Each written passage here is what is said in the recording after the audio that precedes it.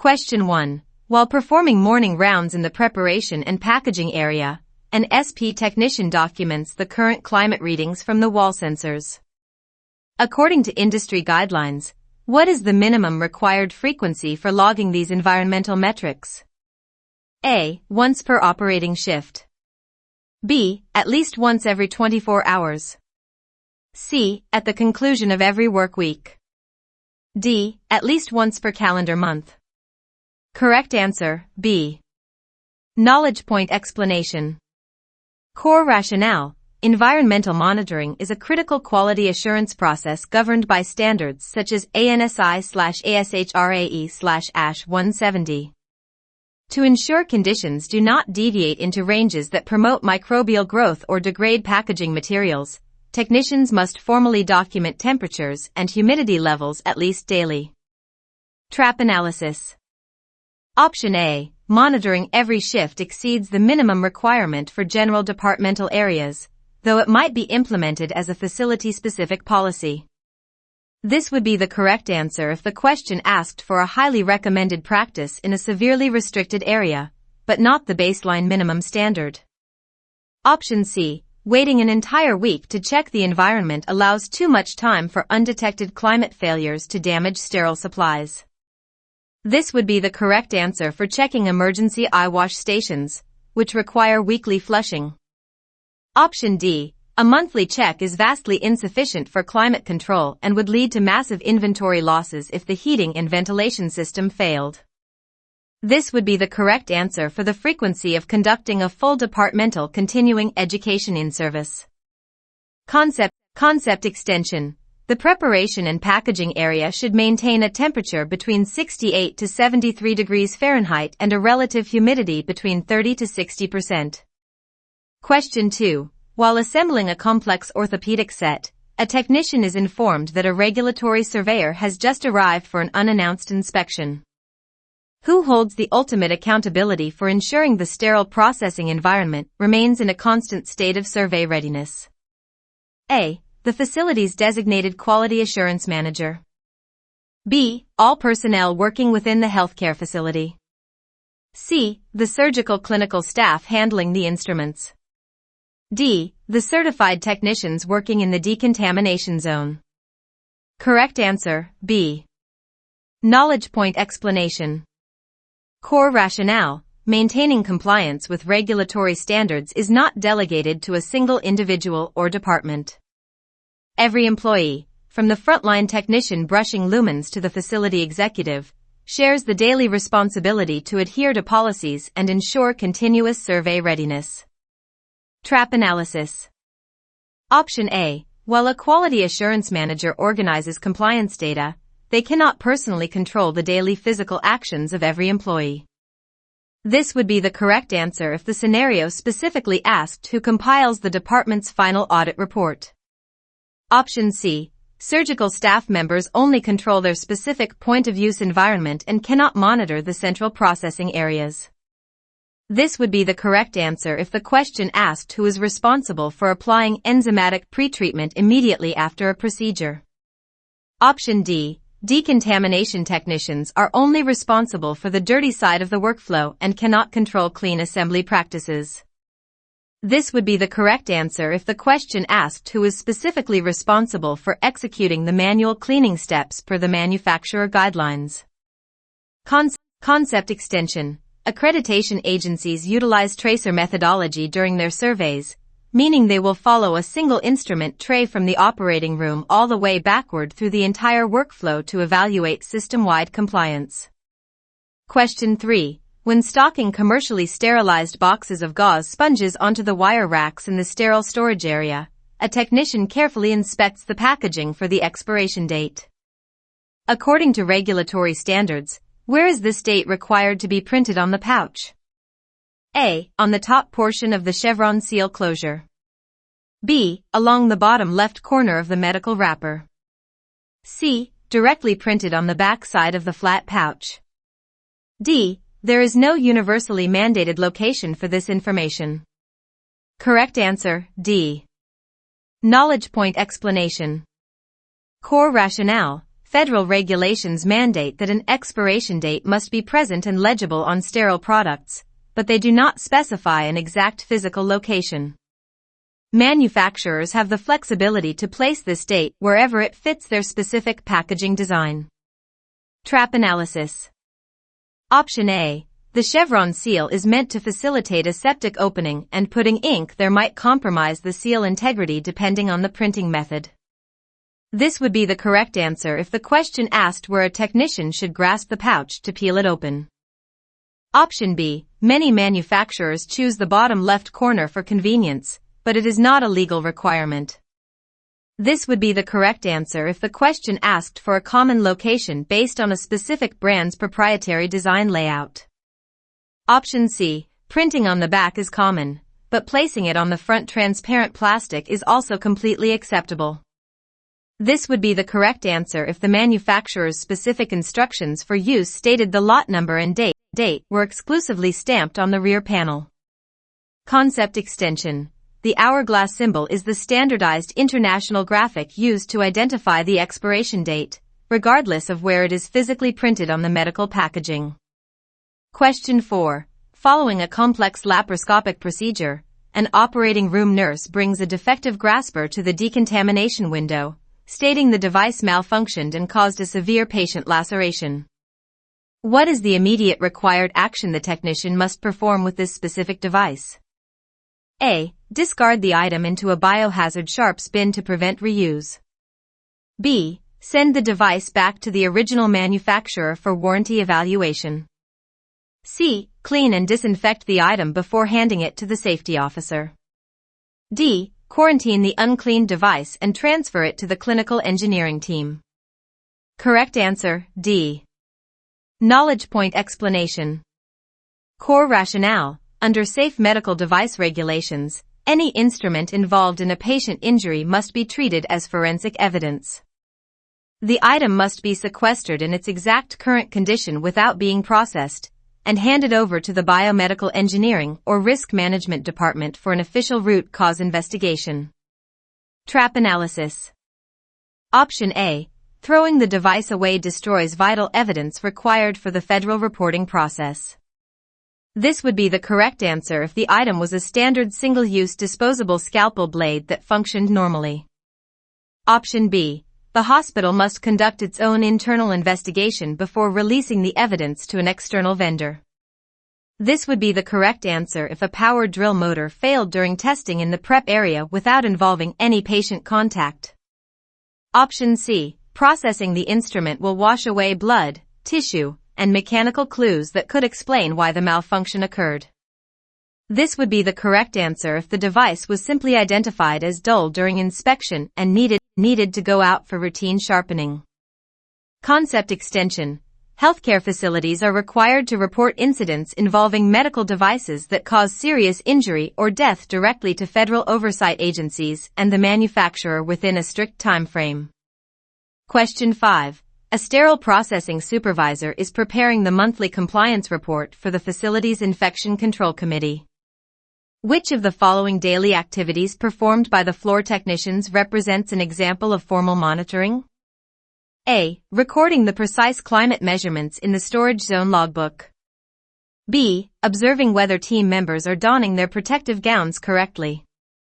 C. Verifying that vendors are following established unidirectional traffic patterns. D. Checking that all staff members scrub their hands for 20 seconds. Correct answer, A. Knowledge point explanation. Core rationale. Formal monitoring requires a structured, quantitative approach where specific, objective data points are continuously recorded into legal documents at scheduled intervals. Logging temperature and humidity values provides a measurable, auditable trail of environmental compliance. Trap analysis. Option B. Watching staff put on protective equipment is a qualitative observation, classifying it as informal monitoring or auditing. This would be the correct answer if the scenario asked for an example of a visual competency assessment conducted by a manager. Option C. Ensuring traffic flow is followed relies on subjective observation rather than logging hard numbers. This would be the correct answer if the question asked for an administrative control method used to prevent cross-contamination in the hallways. Option D. Checking handwashing duration is a spot check behavior rather than a continuous, documented metric. This would be the correct answer if the question asked for an informal auditing practice used to enforce the facility's infection prevention guidelines. Concept extension. Formal monitoring records, such as sterilizer printouts and environmental logs, are considered legal documents and can be subpoenaed in a court of law during patient litigation. Question 6. While manually sorting a tray of bloody instruments in the decontamination area, a technician realizes their employer must provide specific personal protective equipment to prevent exposure. Which federal agency mandates these exact worker safety protocols and bloodborne pathogen regulations? A. The Occupational Safety and Health Administration. B. The Environmental Protection Agency. C. The Food and Drug Administration. D. The Association for the Advancement of Medical Instrumentation. Correct answer, A. Knowledge point explanation. Core rationale. The Occupational Safety and Health Administration is the federal agency solely dedicated to protecting employees from workplace hazards. Their bloodborne pathogen standard is the specific legal requirement that mandates healthcare facilities to provide appropriate personal protective equipment and the hepatitis B vaccine to sterile processing technicians handling contaminated items. Trap analysis. Option B. This is wrong for this scenario because this agency focuses on the external environment rather than internal employee workplace hazards. This would be the correct answer if the technician was trying to determine who regulates the disposal of toxic liquid chemical sterilants down the facility's drain. Option C. This is wrong for this scenario because this agency regulates the efficacy and safety of medical products used on patients, not the safety of the workers processing them. This would be the correct answer if the technician was looking up the required pre-market approval documents for a newly purchased biological indicator. Option D. This is wrong for this scenario because this is a voluntary standard-setting organization that provides professional guidelines, not a federal agency that legally mandates worker safety laws. This would be the correct answer if the technician was referencing the industry best practice consensus document for optimal steam sterilization parameters. Concept extension. Failure to comply with Occupational Safety and Health Administration regulations can result in severe financial penalties and legal action against the healthcare facility. Question 7. While assembling a delicate microsurgical tray for an upcoming otorhinolaryngology procedure, a technician reviews the anatomical structures where these tiny instruments will operate. Into which three primary structural sections is the human ear anatomically divided? A. The inner, middle, and external portions. B. The tympanic membrane, middle, and external sections.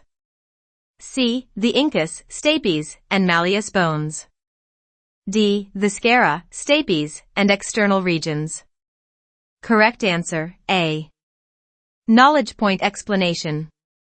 Core rationale. To properly process specialty instruments, technicians must understand basic anatomy. The human ear is broadly categorized into three distinct anatomical zones: the external ear which captures sound, the middle ear which transmits vibrations, and the inner ear which translates those vibrations into nerve impulses. Trap analysis. Option B. This is wrong for this scenario because the tympanic membrane is a specific tissue barrier rather than a broad primary anatomical section. This would be the correct answer if the technician was asked to identify the specific anatomical structure that physically separates the external ear canal from the middle ear cavity. Option C. This is wrong for this scenario because these are three individual microbones located inside just one section of the ear.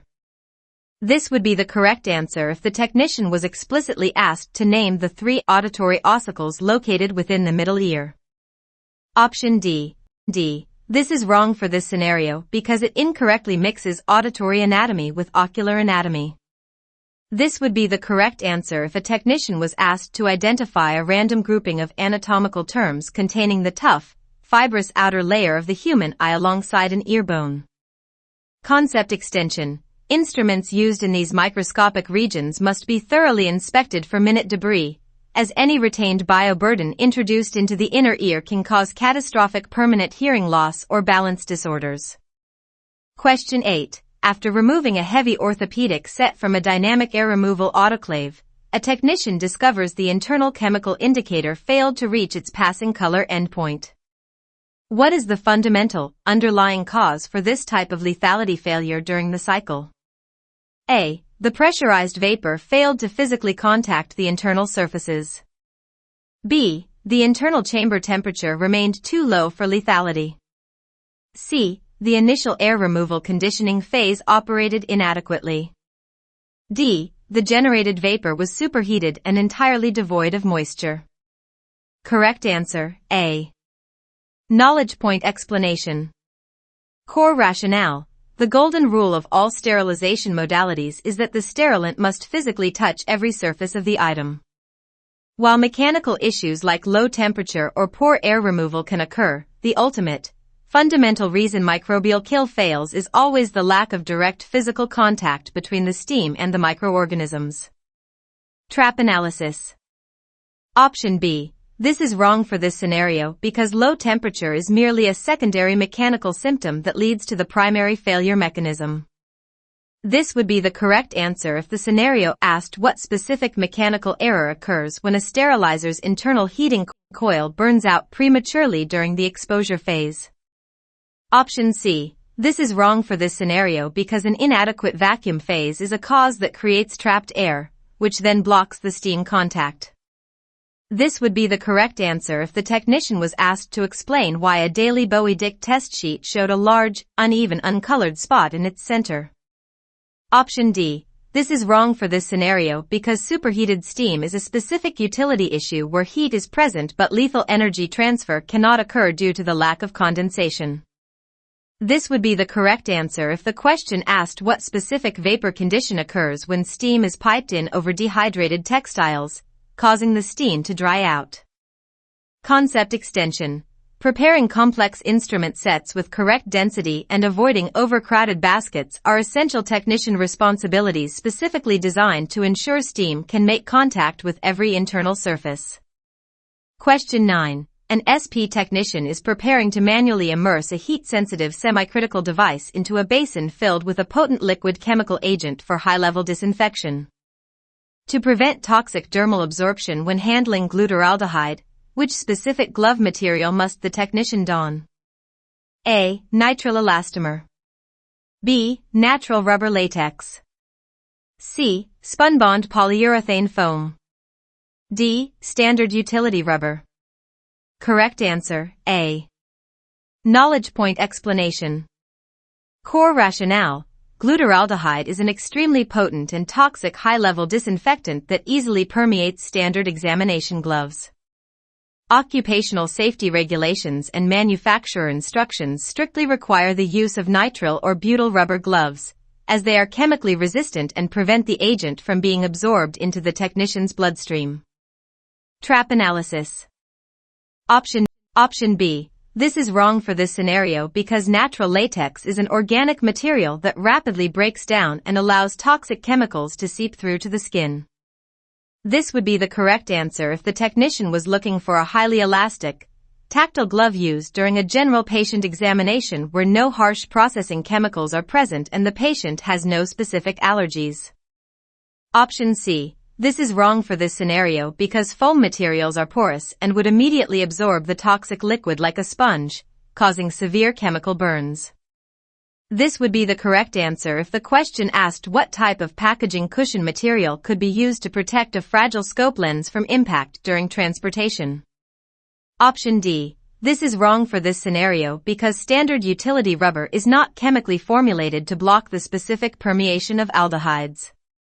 This would be the correct answer if the technician was selecting a heavy-duty, reusable glove for manually scrubbing stainless steel retractors with basic enzymatic detergent at the sink. Concept extension. In addition to specialized gloves, technicians working with glutaraldehyde must ensure the area is heavily ventilated or utilize negative pressure fume hoods to prevent severe respiratory irritation. Question 10. While preparing a set of delicate tenotomy scissors for steam sterilization, a technician searches the prep area for approved tip protectors. Which of the following materials is strictly prohibited from being used to guard sharp surgical edges during processing? A. Sections of standard latex tubing. B. Commercially manufactured vented holders. C. Steam-penetrable silicone elastomer mats. D. Porous polyurethane foam sleeves. Correct answer, A. Knowledge point explanation. Core rationale. Standard latex tubing is forbidden for use as a tip protector. As an organic material, latex can melt during sterilization, trap moisture and soil inside its unvented structure, and absorb toxic sterilants like ethylene oxide, which it can later release into the surgical site, potentially causing a severe allergic reaction in the patient. Trap analysis. Option B. This is wrong for this scenario because commercially manufactured, vented holders are specifically designed and approved to allow sterilant penetration while protecting the instrument. This would be the correct answer if the question asked what type of engineered accessory is best used to safely space apart the ring handles of multiple surgical clamps during the sterilization cycle. Option C. This is wrong for this scenario because silicone elastomer mats are approved, heat-resistant accessories that cushion delicate items and allow steam to circulate. This would be the correct answer if the technician was asked what type of reusable, perforated base pad should be placed in the bottom of a rigid container to prevent heavy retractors from shifting during transport. Option D. This is wrong for this scenario because porous foam sleeves are validated commercial products specifically designed to protect tips while allowing steam to fully penetrate. This would be the correct answer if the technician was asked what single-use, moisture-permeable material is frequently utilized to sheath the delicate blade of an osteotome inside a peel pouch. Concept extension. Any approved tip protector must be the correct size. If it fits too tightly, it will block the sterilant from reaching the jaws, and if it is too loose, it will fall off and fail to protect the instrument. Question 11. A technician is manually scrubbing a battery-powered orthopedic drill at the decontamination sink. Before immersing the handpiece into the enzymatic solution, they securely attach a specialized solid accessory to the proximal end. What is the primary function of utilizing this specific attachment during the cleaning phase? A. To prevent water and detergent from infiltrating the internal motor housing. B. To ensure the electrical cord remains free of biological debris. C. To eliminate the risk of the operator receiving an electrical shock. D. To verify the operational status of the handpiece during the scrubbing phase. Correct answer, A. Knowledge point explanation. Core rationale. Powered surgical instruments contain highly sensitive internal electronics and motors. When manually cleaning these devices, a decontamination battery or dummy hose must be connected to seal the port, completely blocking any fluid entry that would otherwise cause catastrophic corrosion and mechanical failure. Trap analysis. Option B. This is wrong for this scenario because the dummy attachment seals the main handpiece housing. It does not clean or protect a cord. This would be the correct answer if the question asked about the purpose of using a dedicated lint-free wipe on a phacoemulsification cable. Option C. This is wrong for this scenario because the device is completely unpowered and detached from any energy source during the decontamination process. This would be the correct answer if the question asked about the purpose of installing a ground fault circuit interrupter on the electrical outlet located near the sink. Option D. This is wrong for this scenario because testing functionality with live power is strictly prohibited in the decontamination area due to fluid exposure risks. This would be the correct answer if the question asked about the purpose of connecting a live pneumatic nitrogen hose to the drill in the clean assembly area prior to packaging. Concept extension. Even with a decontamination battery attached, many powered instrument instructions for use still strictly prohibit complete submersion in fluid, requiring careful manual wiping instead. Question 12. An SP technician is processing an urgent tray recall linked to a patient who developed a severe postoperative infection exactly 72 hours after being admitted to the facility for a routine procedure. Under standard epidemiological classifications, how is this specific type of clinical complication formally defined? A. A clinical illness that manifests specifically on or after the third day of a patient's admission. B. An illness that originates exclusively during the active phase of a surgical intervention. C. A pathological condition triggered solely by antimicrobial resistant bacterial strains. D. A terminal systemic condition for which no known medical interventions exist. Correct answer, A. Knowledge point explanation. Core rationale. A healthcare-associated infection is defined as a localized or systemic condition resulting from an adverse reaction to the presence of an infectious agent that was not present or incubating at the time of admission. The standard benchmark for confirming the infection was acquired at the facility is manifestation on or after day 3 of hospitalization. Trap analysis.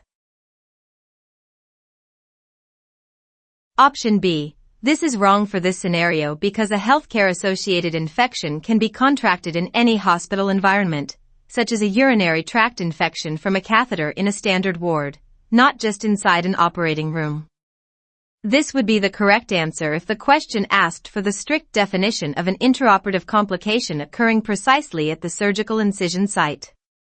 Option C. This is wrong for this scenario because these infections are frequently caused by common, highly susceptible bacteria, not just specialized drug-resistant superbugs. This would be the correct answer if the technician was asked for the specific epidemiological definition of a methicillin-resistant Staphylococcus aureus outbreak. Option D. This is wrong for this scenario because the vast majority of these infections are successfully treated with antibiotics and are not inherently terminal. This would be the correct answer if the question asked to define an untreatable, universally fatal progressive disease like late-stage rabies. Concept extension. The primary function of the sterile processing department is to break the chain of infection by providing properly sterilized tools, directly reducing the incidence rate of these facility-acquired illnesses. Question 13. An SP technician retrieves a stainless steel emesis basin from a labor and delivery room. The basin appears visually spotless with absolutely no visible traces of blood, tissue, or saline. Despite its pristine appearance, how must the technician legally and procedurally classify this item as they load it onto the enclosed transport cart? A. Biologically contaminated. B. Immediately ready for clinical reuse. C. Chemically disinfected. D. Thermally decontaminated. Correct answer, A. Knowledge point explanation. Core rationale. The foundational principle of standard precautions dictates that any medical device or supply that has entered a patient care vicinity must be presumed to harbor infectious microorganisms, regardless of its visual cleanliness. The item must be handled with full personal protective equipment and transported securely to the decontamination zone. Trap analysis. Option B. This is wrong for this scenario because macroscopic visual inspection cannot detect microscopic pathogens left behind by patient respiration or touch. This would be the correct answer if the technician was pulling a freshly sterilized and cooled peel pouch directly from the environmentally controlled sterile storage shelf. Option C. This is wrong for this scenario because the item has just been retrieved from the clinical point of use and has not yet been subjected to any germicidal liquid agents. This would be the correct answer if the technician was retrieving an intact flexible endoscope that had just completed a full cycle inside an automated endoscope reprocessor. Option D. This is wrong for this scenario because the basin is still raw and untreated from the floor. This would be the correct answer if the technician was safely unloading the clean side of an automated washer disinfector after the high-temperature final rinse phase had concluded. Concept extension. Visual soil is only a secondary indicator. The primary rule is based entirely on geographical exposure.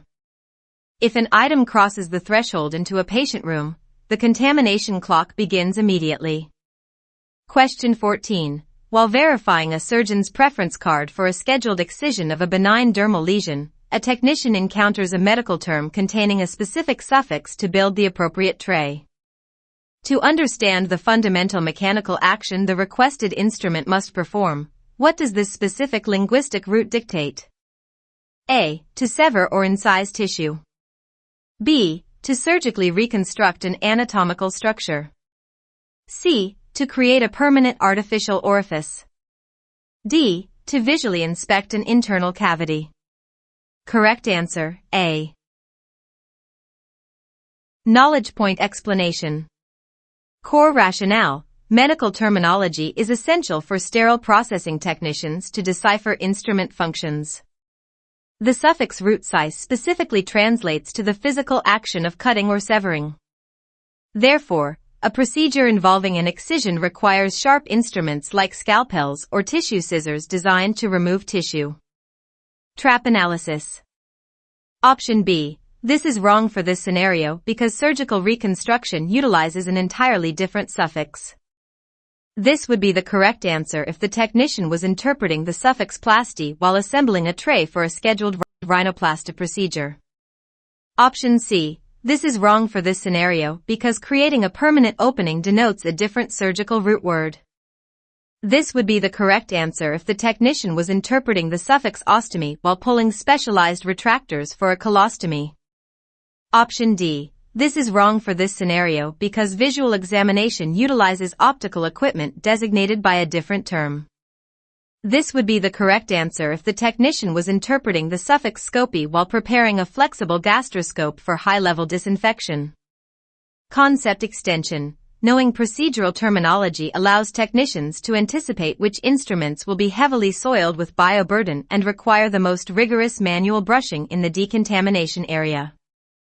Question 15. A decontamination technician just finished draining, cleaning, and refilling the department's sonic irrigation console with fresh utility water and detergent. Before placing the first basket of soiled hinged clamps into the bath, they must activate the machine while empty for several minutes. Why is this preliminary purging step absolutely critical? A. To prevent dissolved atmospheric gases from dampening the implosion force of the microscopic bubbles. B. To prevent the enzymatic solution from degrading prematurely due to excessive oxygen exposure.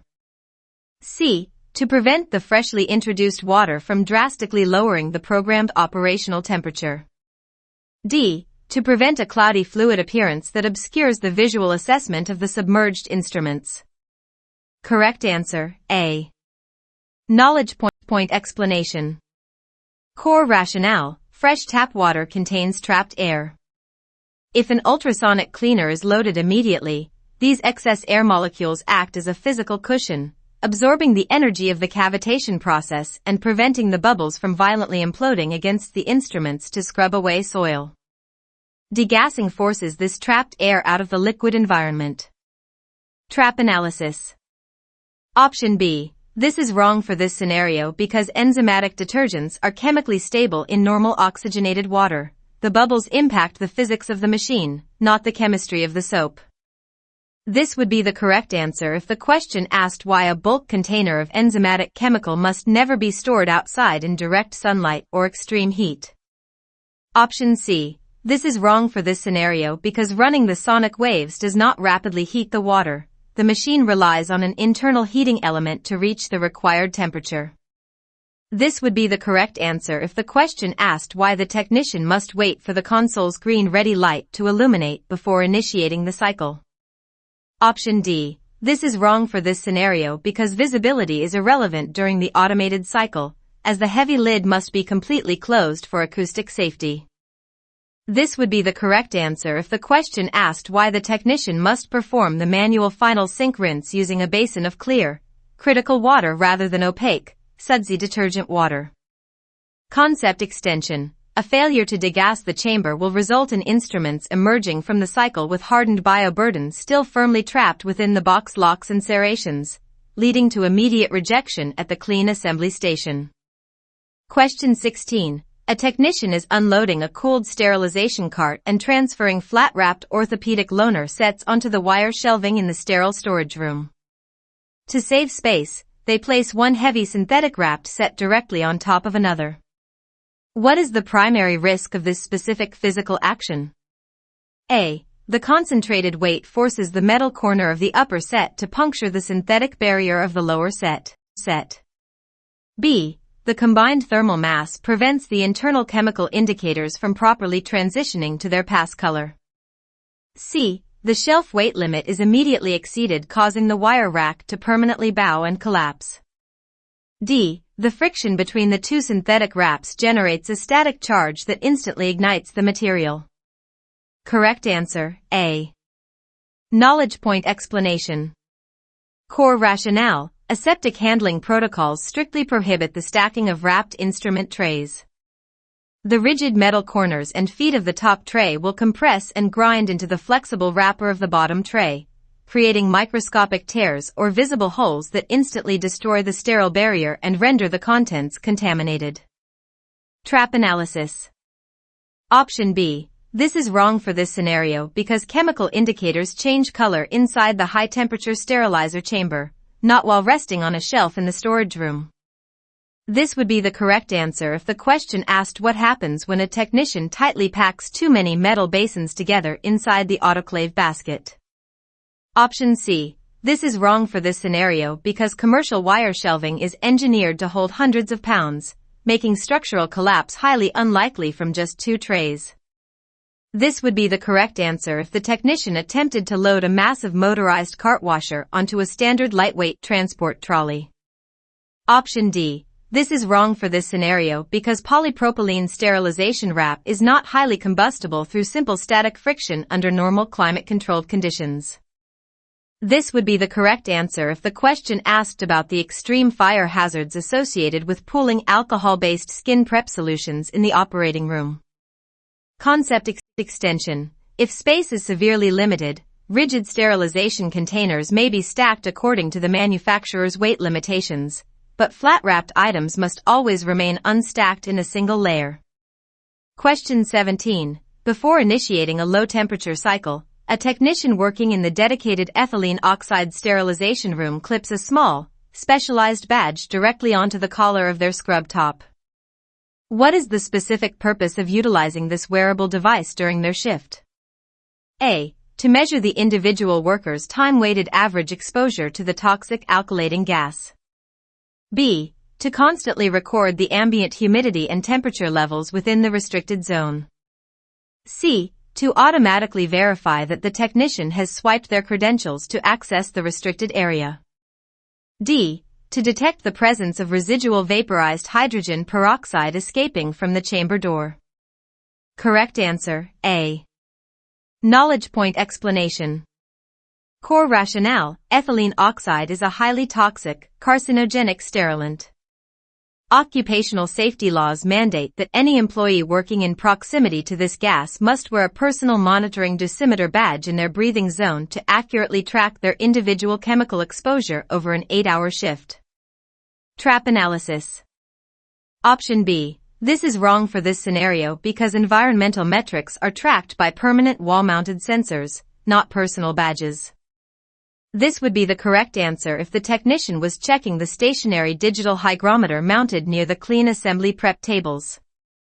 Option C. This is wrong for this scenario because a personal monitoring badge is a chemical collection device, not an electronic security keycard.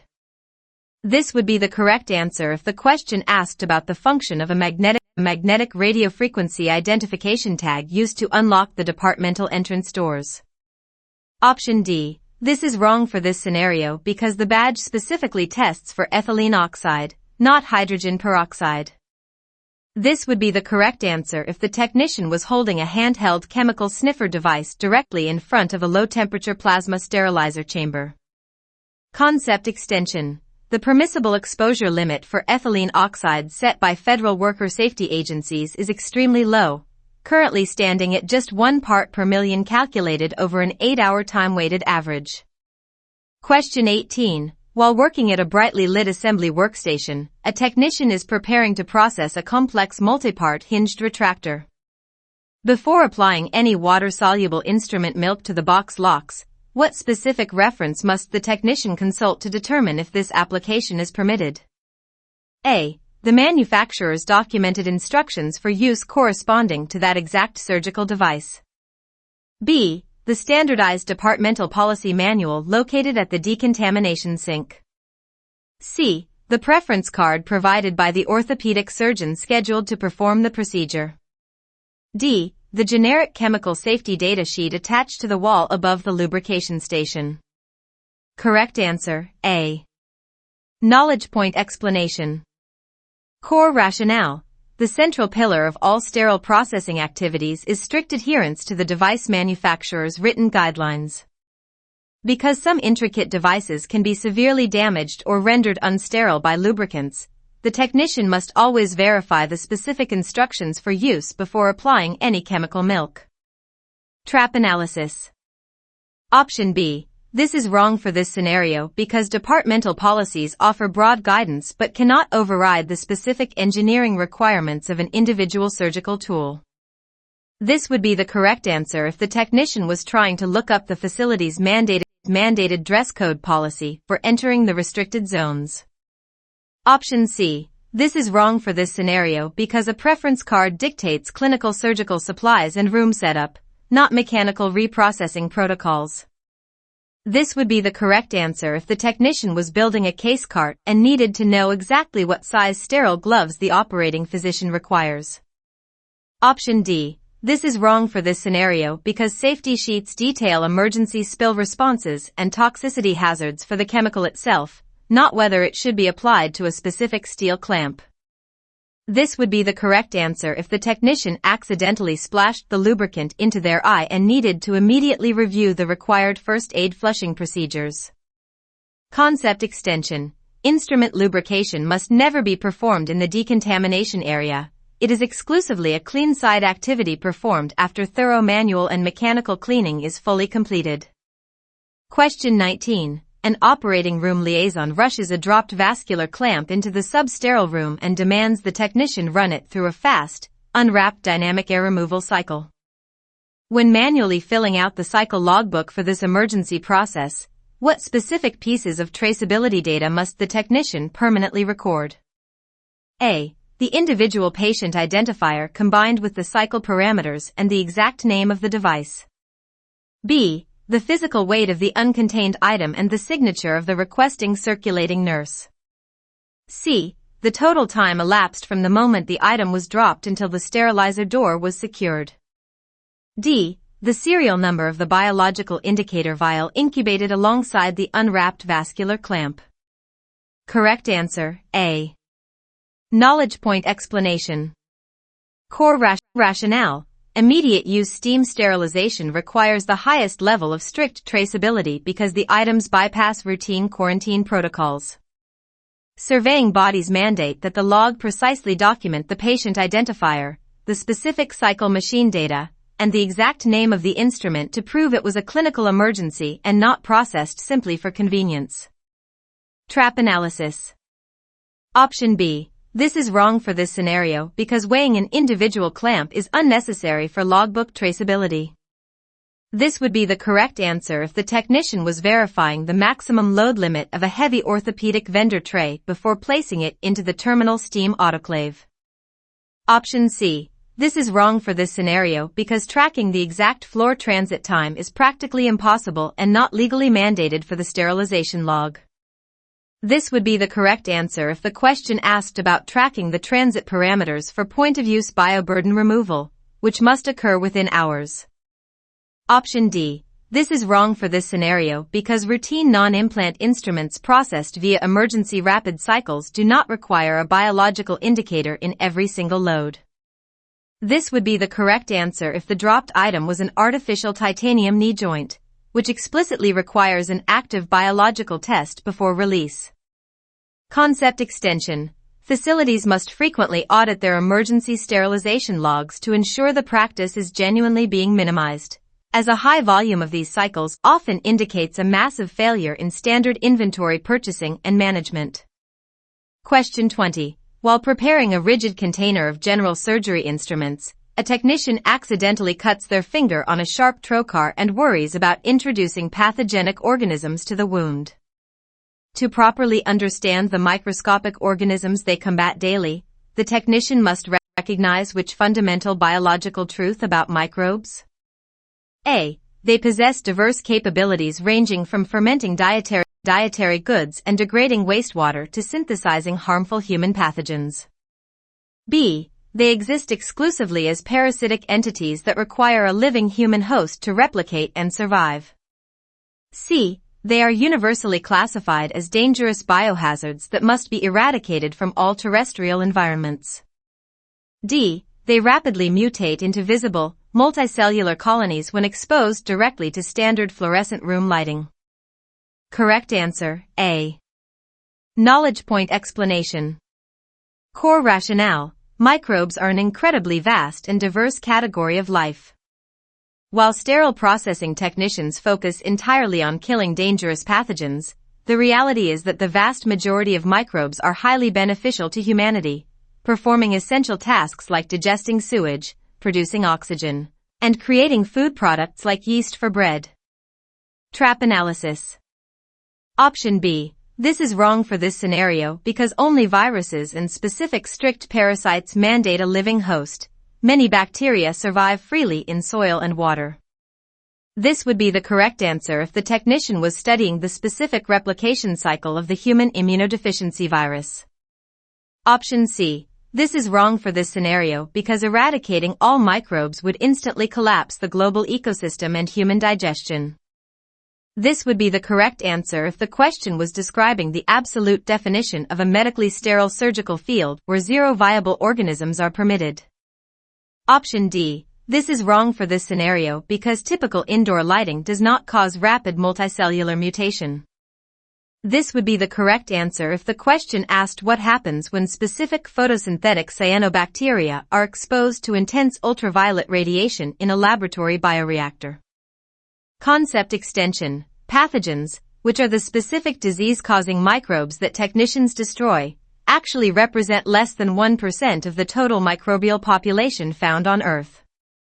Question 21. While auditing the environmental logs for the sterile processing department, a supervisor notices the climate readings are fluctuating. To establish the definitive baseline parameters for acceptable temperature and humidity, which specific regulatory document must the supervisor consult? A. The Association for the Advancement of Medical Instrumentation Standards for Endoscope Reprocessing. B. The Federal Occupational Safety Guidelines regarding bloodborne pathogen exposure. C. The ANSI/ASHRAE/ASH170 Ventilation Standard. D. The Comprehensive Association of Perioperative Registered Nurses Guidelines for Surgical Attire. Correct answer, C. Knowledge point explanation.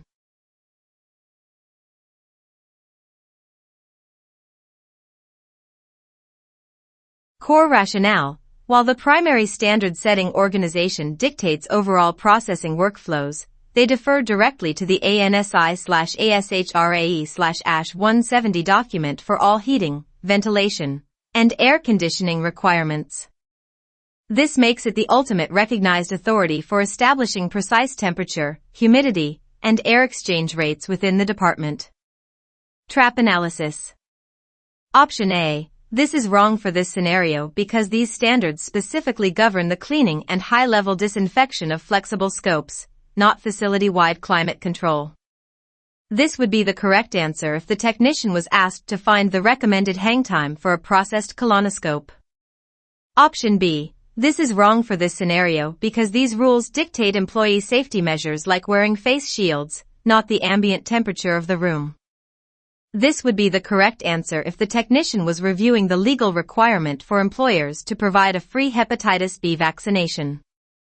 Option D. This is wrong for this scenario because these guidelines focus on clinical practices in the operating room, such as wearing sterile gowns. This would be the correct answer if the supervisor was researching the recommended protocols for laundering hospital-issued scrub uniforms. Concept extension. Maintaining these precise parameters is critical. If the area becomes too humid, sterile packaging may absorb moisture and degrade, whereas excessive dryness can generate static electricity that attracts dust and microorganisms to sterile barriers. Question 22. When a technician finishes writing the load contents into the daily sterilizer logbook, what 3 essential characteristics must that physical documentation possess to be considered legally valid? A. It must be digitally scanned, verified by a supervisor, and archived off-site. B. It must be written in red ink, stamped with the date, and securely bound. C. It must be entirely accurate, perfectly legible, and comprehensively complete. D. It must be notarized, filed in the patient's chart, and locked in a safe. Correct answer, C. Knowledge point explanation. Core rationale. Processing logs are strictly regulated legal documents used to track patient interventions. Regulatory surveyors and legal courts require that every entry is factually correct, accurate, easily readable by anyone auditing the file, legible, and free of any blank spaces or missing data points, complete. Trap analysis. Option A. This is wrong for this scenario because manual paper logs are entirely legal and do not inherently require digital scanning or off-site archiving to be valid.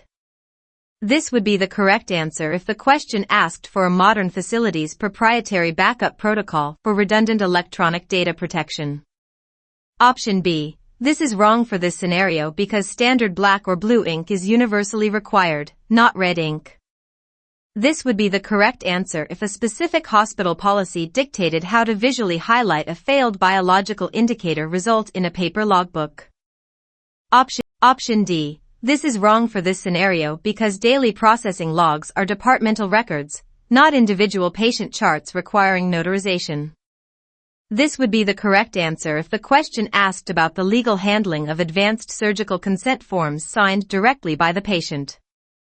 Concept extension. If a technician makes an error in a manual logbook, they must never use correction fluid or scribble out the mistake. They must draw a single line through the error, correct it, and initial the change. Question 23. A facility's management continuously ignores quality control protocols, pushing technicians to process trays as fast as possible. According to quality management principles, what is the inevitable consequence of this compromised departmental standard when those trays reach the operating room? A. Cross-functional teams will spontaneously form to correct the issue. B. Severe interpersonal and interdepartmental conflicts will emerge. C. Root cause analysis tools will immediately stop functioning. D. The facility will automatically lose its regulatory accreditation status. Correct answer, B. Knowledge point explanation. Core rationale. When quality is de-emphasized in favor of speed, errors such as retained bioburden or missing instruments drastically increase. This inevitable failure directly impacts the surgical team's ability to operate, leading to intense frustration, breakdown of trust, and severe conflict between the processing staff and the clinical end users. Trap analysis. Option A. This is wrong for this scenario because quality improvement teams must be intentionally organized by engaged leadership. They do not form spontaneously in a toxic environment. This would be the correct answer if the question asked what proactive strategy a motivated manager should implement to bridge the communication gap between processing and surgery. Option C. This is wrong for this scenario because investigative tools remain perfectly functional concepts. It is the human application of them that is failing. This would be the correct answer if the question described a software glitch in the department's digital incident reporting system. Option D. This is wrong for this scenario because losing accreditation requires a formal survey and investigation process, not an automatic trigger. This would be the correct answer if the question asked what extreme legal consequence could eventually occur if the facility repeatedly failed targeted federal safety inspections over several years. Concept extension. A robust quality assurance program relies heavily on the customer, which in this context is the operating room staff, providing constructive feedback without hostility. Question 24. An SP technician is loading a sealed, wheeled transport carriage with the exact surgical supplies required for an upcoming appendectomy. What is the primary logistical advantage of utilizing this centralized delivery method for the surgical department? A. It drastically reduces the amount of physical storage space required within the operating room suites. B. It functions as an entirely automated robotic supply replenishment network. C. It completely eliminates the need for maintaining a master inventory within the hospital. D. It requires a duplicate set of backup carts to remain permanently stationed in the sterile core. Correct answer, A. Knowledge point explanation. Core rationale. The case cart system allows the sterile processing department to act as the central distribution hub for all procedural supplies. By picking and sending only the specific items needed just in time for a surgery, the operating room is freed from having to store massive, space-consuming inventories of every possible supply on their own floor. Trap analysis. Option B. This is wrong for this scenario because case carts are manually picked and transported by human technicians, not automated robotic systems. This would be the correct answer if the question described a computerized pneumatic tube system dispensing individual pharmacy medications. Option C. This is wrong for this scenario because a central master inventory must still be heavily maintained by the supply chain to stock the case carts in the first place. This would be the correct answer if the facility adopted a pure vendor-managed, direct-to-room delivery model where the hospital stocks absolutely zero internal supplies. Option D. This is wrong for this scenario because carts are meant to be actively circulated, not duplicated and parked permanently in the core. This would be the correct answer if the question asked to describe the logistical flaw of an inefficient, obsolete decentralized exchange cart system. Concept extension. The accuracy of a case cart system relies entirely on the surgeon's preference card being constantly updated to reflect exactly what they currently use, preventing unnecessary items from being opened and wasted. Question 25. A clinical engineering technician arrives in the decontamination area to perform a scheduled inspection on a malfunctioning ultrasonic cleaner. Which accrediting organization legally requires the healthcare facility to establish and follow these preventive maintenance standards? A. The Federal Occupational Safety Administration. B. The primary national accrediting body known as the Joint Commission. C. The Voluntary Consensus Standards Committee for Medical Instrumentation. D. The Professional Association for Perioperative Nursing Staff. Correct answer, B. Knowledge point explanation. Core rationale. The Joint Commission is the primary accrediting body for healthcare organizations. To maintain accreditation, which is vital for facility operation and funding, they strictly require hospitals to implement and document comprehensive preventive maintenance standards for all critical medical equipment. Trap analysis. Option A. This is wrong for this scenario because this agency focuses exclusively on protecting the worker from immediate physical harm, not the operational maintenance of the equipment itself. This would be the correct answer if the technician was verifying that the ultrasonic cleaner's electrical outlet was properly grounded to prevent electrocution.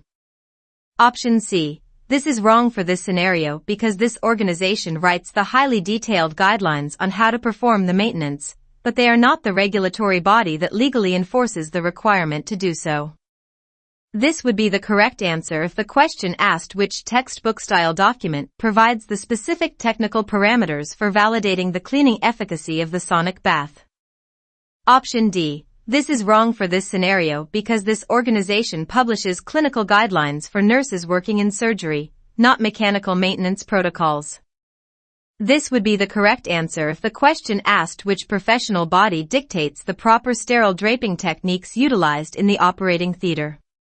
Concept extension. Preventive maintenance records are heavily scrutinized during audits to prove that a machine failure was an unpredictable anomaly rather than a result of chronic departmental negligence. Question 26. While reviewing an annual audit, a facility director discovers the sterile processing department has routinely bypassed mandatory documentation standards for steam sterilization. What is the primary repercussion the healthcare facility will face for failing to adhere to these binding regulations? A. Facing severe legal consequences and potential loss of accreditation. B. Having all medical equipment warranties immediately voided by the manufacturers. C. Experiencing a mandatory increase in the purchase price of future capital equipment. D. Having the department manager permanently removed from national standard-setting committees. Correct answer, A. Knowledge point explanation. Core rationale. regulations published by federal agencies and standards adopted by accrediting bodies hold the weight of law. When a facility demonstrates a chronic failure to follow these rules, they expose themselves to massive liability, fines, lawsuits, and the ultimate penalty of losing their accreditation, which halts their ability to operate and receive funding. Trap analysis. Option B. This is wrong for this scenario because documentation failures do not inherently destroy the mechanical warranty of the sterilizer itself. This would be the correct answer if the facility used an unapproved, highly corrosive descaling acid that physically destroyed the internal chamber walls of the autoclave. Option C. This is wrong for this scenario because vendors do not penalize regulatory failures with equipment markups.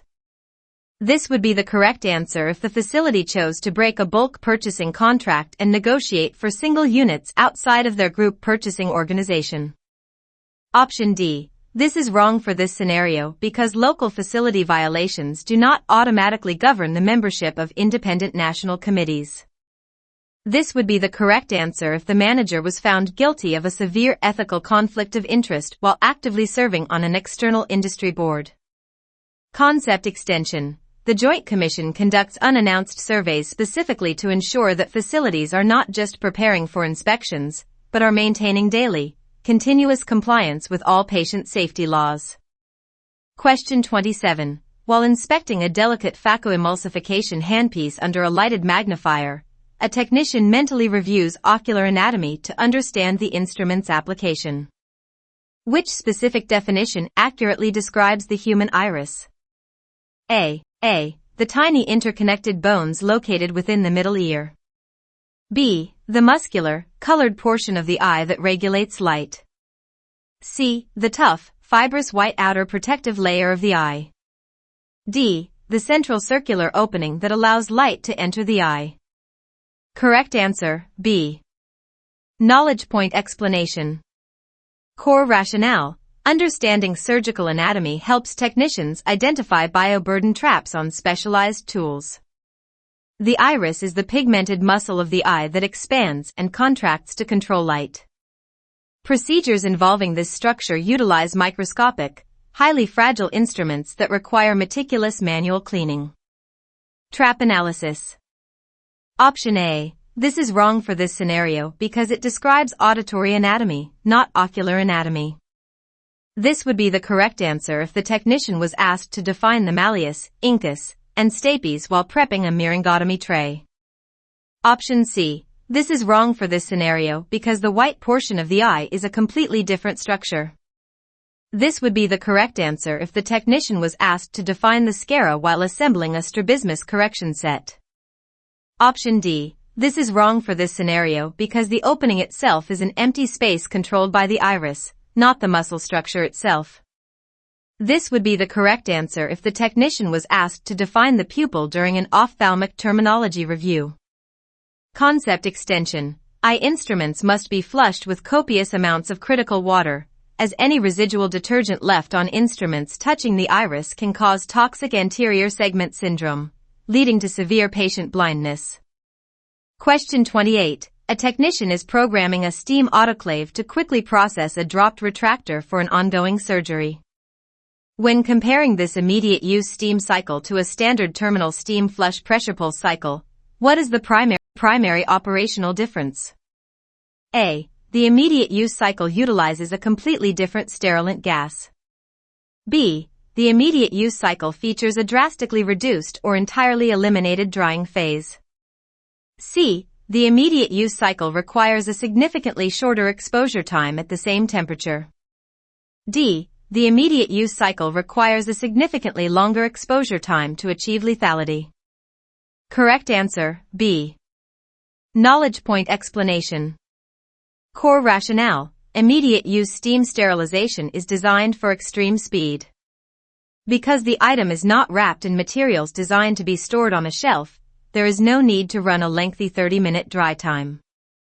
The cycle skips or drastically shortens the drying phase, producing a wet instrument meant for instant transport to the sterile field. Trap analysis. Option A. This is wrong for this scenario because both cycles utilize saturated steam under pressure as the sterilant. This would be the correct answer if comparing a standard steam flush pressure pulse cycle to an ethylene oxide processing cycle. Option C. This is wrong for this scenario because the actual lethal exposure phase must be fully completed regardless of the cycle type to ensure sterility. This would be the correct answer if comparing a standard 270 Fahrenheit cycle to a lower temperature 250 Fahrenheit cycle. Option D. This is wrong for this scenario because the exposure time is generally identical for both cycle types at 270 Fahrenheit. This would be the correct answer if comparing a highly efficient dynamic air removal cycle to a slower gravity displacement cycle processing heavy lumens. Concept extension. Items processed via immediate use steam sterilization must be transported in specially validated rigid containment devices to prevent environmental contamination during the journey from the sterilizer to the operating room. Question 29. A technician is unloading surgical instruments from a mechanical washer disinfector. The machine utilizes water heated to 180 Fahrenheit to destroy all vegetative microorganisms, but it cannot reliably destroy bacterial spores. What is the exact technical term for this process? A. Terminal sterilization. B. Thermal disinfection. C. High-level chemical disinfection. D. Mechanical decontamination. Correct answer, B. Knowledge point explanation. Core rationale. Washer disinfectors use a specific phase where hot water washes over the instruments for a set duration. Using heat to kill pathogens without achieving total spore destruction is the exact definition of thermal disinfection, which makes the item safe for staff to handle during assembly. Trap analysis. Option A. This is wrong for this scenario because sterilization requires the complete eradication of all microbial life, including highly resistant spores. This would be the correct answer if the technician was unloading a pressurized steam autoclave that just completed a 270 Fahrenheit cycle. Option C. This is wrong for this scenario because the washer uses heated water, not a potent liquid chemical agent. This would be the correct answer if the technician was removing a flexible endoscope from a basin filled with a glutaraldehyde solution. Option D. This is wrong for this scenario because mechanical decontamination refers to the physical removal of soil via water pressure and detergent, not the specific thermal kill phase. This would be the correct answer if the question asked to define the impingement action occurring during the initial wash phase of the machine. Concept extension. To ensure the thermal disinfection phase is functioning correctly, technicians must routinely monitor the washer disinfector's printout or digital log to verify the 180 Fahrenheit threshold was maintained for the required time. Question 30. A technician working at a clean assembly station has just put together a multi-part self-retaining retractor to verify its ratchets function smoothly.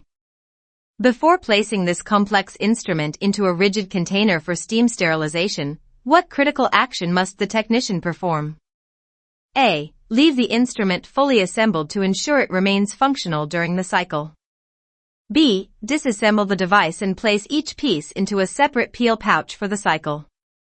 C. Disassemble the device according to the manufacturer's specific instructions for use. D. Break the device down and process the components in separate terminal sterilizers. Correct answer, C. Knowledge point explanation. Core rationale. While testing functionality requires assembly, sterilization physics dictate that steam cannot penetrate tight, mated surfaces where metal touches metal. The technician must consult the manufacturer's instructions for use to properly disassemble the instrument so the sterilant can reach all previously hidden areas. Trap analysis. Option A. This is wrong for this scenario because leaving it assembled blocks steam contact, guaranteeing sterilization failure. This would be the correct answer only if a highly unusual instrument's specific instructions mandated fully assembled processing, which is virtually non-existent for multi-part retractors. Option B. This is wrong for this scenario because the components belong to the same surgical tray and must be kept together in the rigid container. This would be the correct answer if the technician was processing loose, extra inventory components destined for individual storage on the department shelves. Option D. This is wrong for this scenario because all components of the retractor are steam compatible and belong in the same tray. This would be the correct answer if the tray contained a heat-sensitive camera module that had to be routed to a low-temperature hydrogen peroxide machine while the steel body went to steam. Concept extension. When disassembling instruments for the tray, technicians must ensure all small parts, such as wing nuts and screws, are securely contained within approved mesh baskets or stringers so they do not become lost during the sterilization or surgical process. Question 31. While meticulously inspecting a specialized, wrist surgical device used for a minimally invasive prostatectomy at the lighted workstation, an SP technician checks the proximal connection point. What specific physical characteristic is often visible on these advanced robotic tools that requires intense visual scrutiny? A. Internal pull wires or cables exposed near the drive mechanism. B. Permanently attached fiber optic light bundles extending from the distal tip. C. A sealed, unopenable flush port that connects directly to a high-pressure air hose. D. A standardized, universal locking collar that fits all laparoscopic trocars perfectly. Correct answer, A. Knowledge point explanation. Core rationale. Robotic instruments utilize complex internal mechanisms to articulate their distal tips inside the patient. These mechanisms rely on internal cables or pull wires that are often exposed at the proximal housing where they connect to the robotic arms. Technicians must strictly inspect these exposed cables for fraying, breakage, or trapped bioburden prior to sterilization. Trap analysis. Option B. This is wrong for this scenario because robotic wrist instruments do not inherently contain light bundles. Illumination is provided by a separate camera system. This would be the correct answer if the technician was inspecting a rigid laparoscope used for abdominal visualization. Option C. This is wrong for this scenario because robotic instruments possess specific flush ports that must be actively flushed with critical water, not sealed shut. This would be the correct answer if the technician was processing a completely hermetically sealed battery casing for a pneumatic bone saw. Option D. This is wrong for this scenario because robotic instruments have highly proprietary connections specific to their exact robotic system brand. This would be the correct answer if the technician was verifying the connection of a standard modular laparoscopic grasper designed to fit universally sized cannulas. Concept extension. Because of their intricate cables and pulleys, many robotic instruments have a strictly limited maximum number of designated uses before they must be discarded, requiring the technician to verify the remaining lifespan via the facility's tracking software. Question 32. Before crossing the physical threshold into the decontamination area to sort a cart of bloody obstetric trays, a newly hired technician must don a specific fluid-resistant gown, a face shield, and extended cuff gloves. Under federal worker safety regulations, what is the official, legal term for this mandatory barrier attire? A. Personal protective equipment. B. Biological containment garments. C. Professional infection apparel. D. Occupational hazard shields. Correct answer, A. Knowledge point explanation. Core rationale. The Occupational Safety and Health Administration strictly defines the barrier clothing required to prevent bloodborne pathogen exposure as personal protective equipment. This exact legal terminology mandates that employers supply these specific items to sterile processing technicians working in the decontamination zone at no cost. Trap analysis. Option B. This is wrong for this scenario because this is not the recognized legal phrasing utilized in standard sterile processing regulations. This would be the correct answer if a technician was donning a fully encapsulated positive pressure suit to enter a Level 4 virology research laboratory. Option C. This is wrong for this scenario because it is a fabricated industry term without legal regulatory standing. This would be the correct answer if a hospital's human resources department created an internal, proprietary branding term for their standard-issued scrub uniforms. Option D. This is wrong for this scenario because the federal standard covers all protective gear collectively, not just shielding devices. This would be the correct answer if the technician was ordering a specific proprietary brand of mobile lead-lined acrylic barriers for use during intraoperative fluoroscopy. Concept extension. If a technician's personal protective equipment becomes compromised, such as a tear in their glove while brushing a lumen, they must immediately stop working, safely remove the torn item, perform hand hygiene, and don a fresh replacement. Question 33. An SP technician opens a transport bin in the decontamination area and notes that the surgical team properly applied an enzymatic foam to the hinged retractors. While reviewing the facility's point-of-use guidelines, which of the following is categorized strictly as a logistical timeline requirement rather than a direct physical goal of applying that foam and preparing the instruments in the operating room? A. Moving the contained instruments to the processing area within 120 minutes of the procedure's completion. B. Wiping away heavy, visible blood clots from the box locks using a sterile water-moistened sponge. C. Keeping the residual bioburden moist to prevent it from drying out and forming a hardened biofilm. D. Sealing the transport container lid tightly to ensure no environmental cross-contamination occurs. Correct answer, A. Knowledge point explanation. Core rationale. Point-of-use treatment is the immediate physical intervention performed by clinical staff to halt the degradation of instruments. Its physical goals are to remove gross soil, prevent drying, and safely contain the biohazard.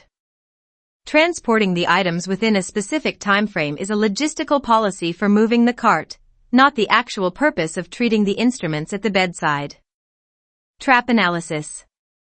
Option B. This is wrong for this scenario because removing gross soil is the primary physical goal of point-of-use treatment.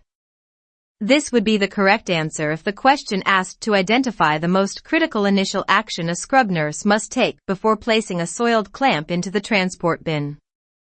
Option C. This is wrong for this scenario because preventing the soil from drying is the exact purpose of applying the enzymatic foam. This would be the correct answer if the technician was asked to explain the scientific mechanism behind why point-of-use spray chemicals are utilized prior to transport. Option D. This is wrong for this scenario because containing the items prevents cross-contamination, which is a core safety goal of the preparation process. This would be the correct answer if the question asked what specific action protects hallway patients and staff from infectious aerosols while a cart is moving toward the decontamination elevator. Concept extension. If the logistical transport timeline exceeds the recommended limit, the enzymatic foam may dry out, forcing the decontamination technician to utilize an extended soaking period to rehydrate the hardened soils before manual brushing can effectively begin. Question 34. While picking instruments for a scheduled procedure listed on the surgical board as a tympanoplasty, a sterile processing technician deciphers the medical terminology to ensure the correct microinstruments are included. Based on the suffix of this procedure, what precise anatomical action will the surgeon perform on the patient's eardrum? A. Surgical restoration or reconstruction of the tissue. B. Complete surgical excision and removal of the structure. C. Creation of a new, permanent artificial opening. D. Suturing or physically stitching a lacerated tear. Correct answer, A. Knowledge point explanation. Core rationale. Medical terminology allows technicians to predict instrument usage. The suffix plasty translates to surgical repair, restoration, or molding. Therefore, a tympanoplasty involves reconstructing the tympanic membrane, requiring the technician to supply delicate instruments suited for tissue grafting and microscopic manipulation. Trap analysis.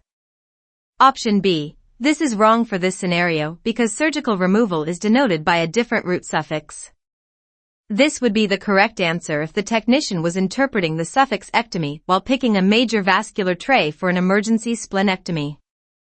Option C. This is wrong for this scenario because creating a permanent opening utilizes a different linguistic ending. This would be the correct answer if the technician was interpreting the suffix ostomy while assembling a specific stoma creation set for a colostomy. Option D. This is wrong for this scenario because the specific act of suturing is represented by a separate medical route.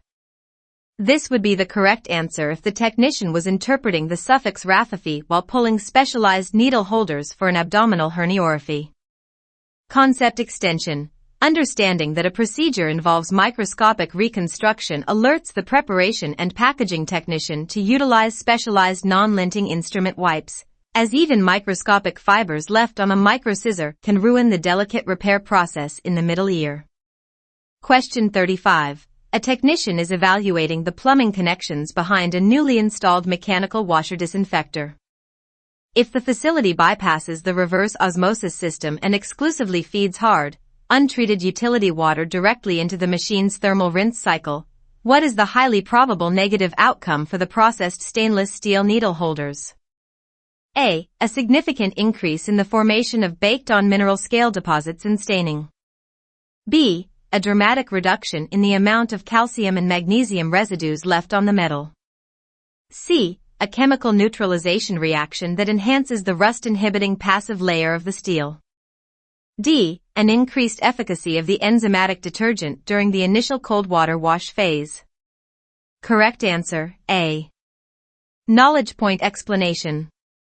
Core rationale. Untreated utility water contains high concentrations of dissolved minerals like calcium and magnesium.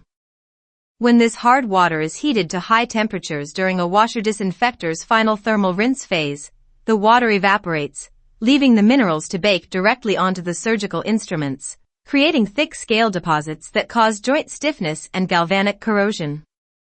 Trap analysis. Option B. This is wrong for this scenario because utilizing untreated water introduces massive amounts of calcium, rather than reducing it. This would be the correct answer if the technician had successfully verified that the final thermal rinse phase was utilizing highly purified critical water. Option C. This is wrong for this scenario because hard water damages the passive layer through pitting corrosion. It does not repair it. This would be the correct answer if the technician was actively applying a specialized, manufacturer-approved passivating acid solution during a dedicated instrument refurbishment process. Option D. This is wrong for this scenario because hard water actually binds with and neutralizes cleaning agents, making detergents less effective, not more. This would be the correct answer if the technician specifically measured and maintained the wash water temperature strictly between 109 to 140 degrees Fahrenheit to optimize enzymatic action. Concept extension. To prevent mineral spotting and preserve instrument life, regulatory guidelines require that the final rinse in any automated or manual cleaning process must utilize heavily filtered, treated water known as critical water.